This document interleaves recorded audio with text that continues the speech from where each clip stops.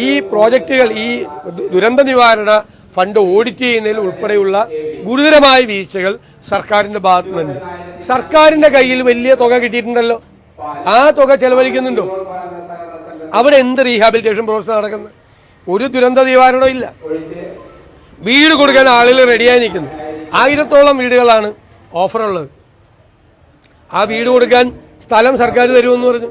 സ്ഥലം കൊടുക്കാൻ ഇത്ര മാസമായിട്ട് സർക്കാർ പറ്റിയിട്ടില്ല. അടുത്തെങ്ങും പറ്റുമെന്ന് അറിയില്ല. അപ്പൊ ഈ ആളുകൾ എവിടെ താമസിക്കും? ഈ വാടക വീട്ടിൽ തന്നെ താമസിക്കുമോ ഈ ആയിരക്കണക്കിന് ആളുകൾ, കുടുംബങ്ങൾ? അപ്പൊ അവർക്കുള്ള വാടക ഗവൺമെന്റ് കൊടുക്കുമോ? അവരുടെ ജീവിതം എന്താണ്? അവർക്കൊരു തൊഴിൽ പോലും എടുക്കാൻ പറ്റാത്ത രീതിയിൽ അവർ പല സ്ഥലത്തായിട്ട് സ്കാറ്റേർഡായി കിടക്കുകയാണ്. അപ്പൊ ദുരിതാശ്വാസ പ്രവർത്തനം, പുനരധിവാസ പ്രവർത്തനങ്ങളെ കുറിച്ച് സംസ്ഥാന ഗവൺമെന്റ് ഒന്നും ചെയ്യുന്നില്ല. കേന്ദ്ര ഗവൺമെന്റ് ആവശ്യത്തിലുള്ള പണവും കൊടുക്കുന്നില്ല. കിട്ടിയ പണം ഇവിടെ ചെലവാക്കുന്നില്ല. രണ്ടു കൂട്ടരും ഹൈക്കോടതി പറഞ്ഞ പോലെ ഉത്തരവാദികളാണ്. ഈ മാസങ്ങൾക്ക് മുന്നേ ആയിരുന്നു കെട്ടിട നിർമ്മാണ പെർമിറ്റ് ഫീസ് സർക്കാർ കുറച്ചത്. അത് ഈ ഒറ്റ തദ്ദേശ സ്ഥാപനങ്ങൾ കൊടുത്തിട്ടില്ല. ഓൺലൈൻ സംവിധാനം പോലും വളരെ വൈകിയാണ് വന്നത്. അതൊന്നും പ്രായോഗികമായി നടപ്പാക്കിയിട്ടില്ല, ഇംപ്ലിമെന്റ് ചെയ്തിട്ടില്ല. അത് പറഞ്ഞിട്ട് മാത്രമേ ഉള്ളൂ. പക്ഷെ പല സ്ഥലത്തും ഇപ്പോഴും പഴയ ഫീസ് തന്നെ വാങ്ങിച്ചുകൊണ്ടിരിക്കുകയാണ്. ആ സിസ്റ്റം റൺ ചെയ്തിട്ടില്ല.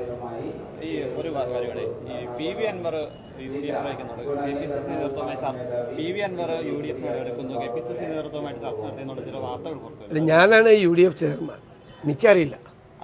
സംഭവം അല്ലല്ല, UDF-ആയിട്ട് ഒരു ചർച്ചയും നടത്തിയിട്ടില്ല. ഒരു ചർച്ചയും നടത്തുന്ന പ്രശ്നമില്ല. ഒരു ചർച്ചയില്ല. News Kerala .live